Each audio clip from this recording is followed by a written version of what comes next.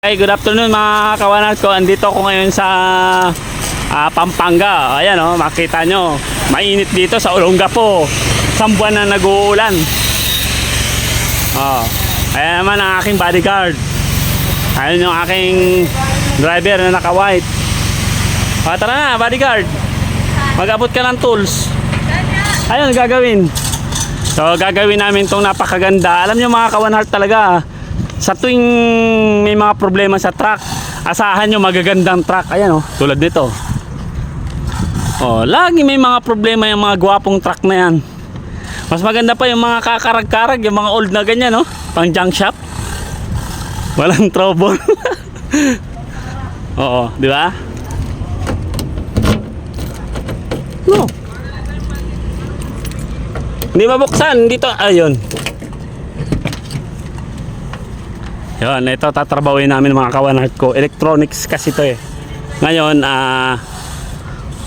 gagawin namin yung exhaust. Napakagandang truck lapit mo yung kotse. Kailangan natin mga tools. Alalay, dakilang alalay. Nakita nyo. Pababa na siya ng truck. Tenenenen. Tenenenen. Paparating na. Dito ka magluto. Pansin nyo itong alalay ko. Maarte. Hindi, delikado yan. Baka mabagsakan ka dyan. Dito ka. Delikado dyan. Ako ka magtiwala dyan. Ayun, tinan mo. Yung aking misis dyan daw magluluto sa ilalim ng ano na yan. Tinan mo, kakapirangkot yung tukod dyan mga kawanhat ko. Dito na siya sa loob ng van. Nagluluto siya ngayon ng... Ano lulutuin mo? Ha? Adobar na baboy. Mas safe ka rito. Duyan. Dito ka ba na magluto? Habang kami nagtatrabaho. Ano na lang. Okay. Ito lang yung nakamata. Trabaho na kami Wala na kita dyan. Uli na yung ano to. Oo.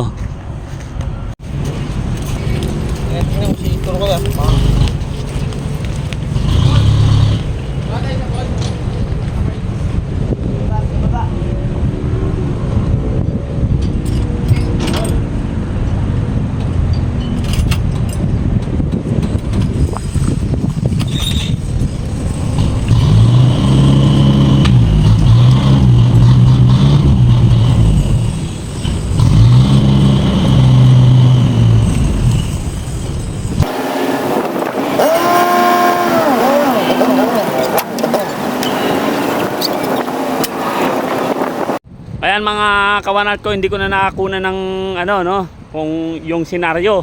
Pero ito okay na siya mga kawanat ko. For road test na siya.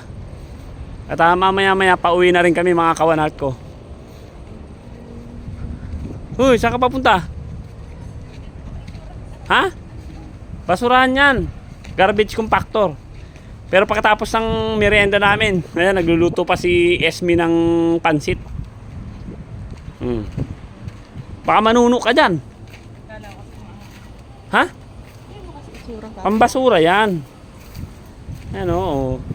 Yung umiikot-ikot na ganun. Ha? Wala na yung truck, binenta na. Siguro may trouble yan nung araw, hindi pa kami magkakilala. Yun, ginanyan na, binaklas na. Ay mga kawanat ko, uwian system na kami pagkatapos ng merienda namin mga kawanat ko. Thanks for watching. Like and share mga kawanat ko. I love you.